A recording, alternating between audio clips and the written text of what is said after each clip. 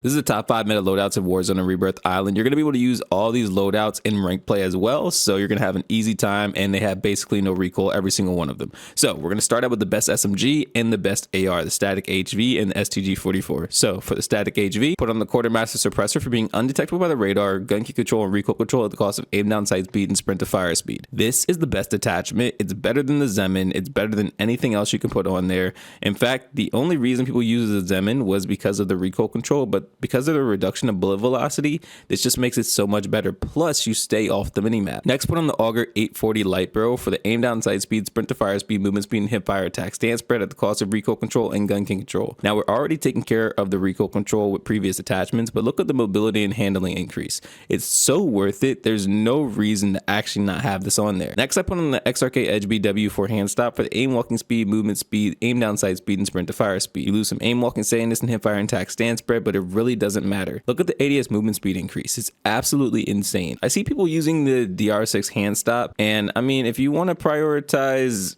I guess, ADS speed, then that's fine.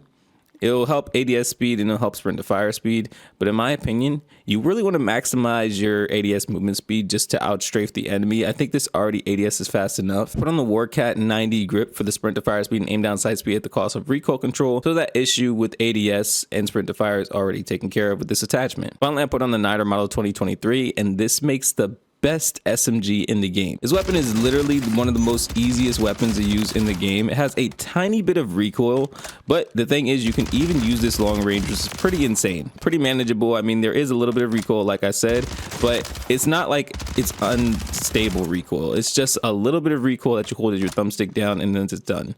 So here's the entire class setup right here. Please copy this class setup down because this is the class setup you're going to lose to if you're not using it. Next is the STG44, and this is one of the most important weapons to have in the game right now. Put in the quartermaster suppressor for being undetectable by the radar, gun key control, and recoil control at the cost of aim down sight speed and sprint to fire speed. Once again, this is the best choice.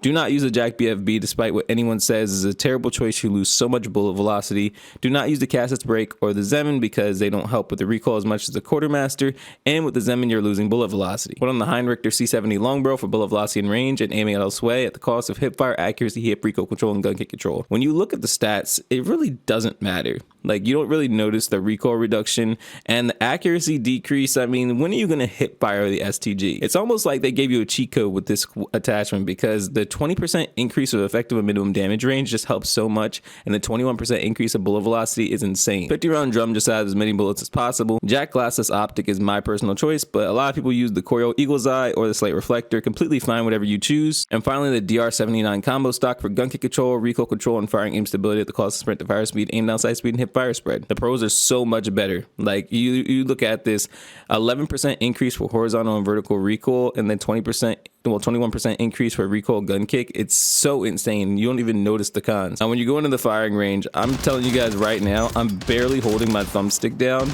and this is what actually happens. It's actually so ridiculous how powerful this weapon is, and you barely have to try with it. This is, I would honestly say, the most noob-friendly weapon in the game, and if you're not using this, you're going to lose to it. And I'm telling you, this is the exact class setup that everyone's going to use. So make sure you guys have this copy down, take a picture, screenshot, whatever you guys have to do. This is still arguably one of the best overall SMGs in the game. Even though the static HV has a better TTK, I think that this is a more stable SMG, as in something that people will be able to kill easily with. Put on the quartermaster suppressor for being undetectable by the radar, gun kick control, and recoil control at the cost of aim down sight speed and sprint to fire speed. Once again, this is the best choice. The Zemin's not the best choice for this weapon anymore. It was, but this just dominates now. Put on the Zulu Ops 3 Light Barrel for the crouch movement speed and aim walking speed at the cost of hip fire, attack stance spread, and flinch resistance. Trust me when I say this is the best choice. You do not want to use the Bore 99 unless you're just trying to go for TikTok movement clips. And believe me when I say it's not worth it if you're actually playing against good players, because you're going to lose a ton of bullet velocity. The recoil control not so much really matters. It's just the fact that you want as much bullet velocity as possible. This is the best choice. You still get a good movement increase with the ADS movement speed, but this is just for basically movement clips. XRK HB hand stop for aim walking speed, movement speed, aim down sight speed, and sprint to fire speed. The mobility and handling increase is just so worth it, and it honestly helps everything that you're looking for. 40 round mag to increase and have as many bullets as possible. I mean, the cons, they look like they're bad, but believe me when I say they're really not bad, especially with every everything you're getting increased with the other attachments. And finally, the Rescue 9 stock for the tactical sprint speed, movement speed, sprint speed, and recoil control at the cost of flinch resistance and aiming out of sway. The beautiful thing is you're not really going to notice the flinch resistance because they already put focus in Warzone, so you're not going to notice that. The next beautiful thing is that this helps with recoil control a little bit, horizontal and vertical recoil, but the movement speed increase for the people that actually want to get some good movement on their SMG goes up 12%, sprint speed 9%, tactical sprint speed is 9% as well. Now, if you wanted to use a Jack Cutthroat, like I've used this as a strafe build at one point, and it actually helps the movement speed, crouch movement speed, and ADS movement speed. It's pretty nice. It's whatever you want to do. Both of these attachments are very good. Right now, I'm using the Rescue 9 stock. I'm going to show you guys how lethal it is. It's kind of scary to say how easy this weapon is to use in this game. I'm not going to lie. It's just whatever situation you put yourself in, you're kind of like in an ideal situation just because of how easy this is to use at all ranges. So that's why I say you need to have this weapon on you. Like the Superior 46, despite the quote-unquote nerfs, is still one of the best guns in the game. Next, for my competitive lovers, this SVA 545 is what you're going to see a ton of if they don't have the STG44. Put on the VT7 Spirit Fire Suppressor for being undetectable by the radar, recoil control, and bullet velocity and range at the cost of aim down sight speed, aim walking steadiness, and sprint to fire speed. I love this one right here. The close second, I would say, would be the Sonic Suppressor. But I mean, it's really up to you, whichever one you want to use. Just because, like, honestly, the recoil is not going to matter, just because of one thing that we're going to do. So if you want the VT7 or you want the Sonic Suppressor, completely up to you. STV Precision Barrel for aiming out of sway, bullet velocity and range, gun kick control, and recoil control at the cost of aim down sight speed, hip fire attack, stand spread, aim walking speed, and sprint to fire speed.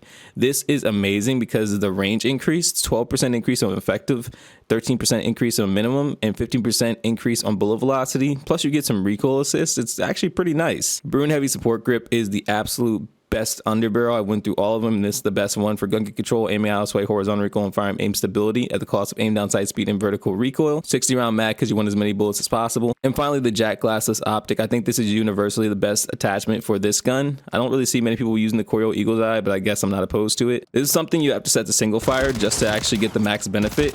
I know it sounds crazy, but like actually putting this to single fire makes it one of the best guns in the game. I'm not actually holding down the thumbstick, and I'm not even joking. You guys can try this for yourself.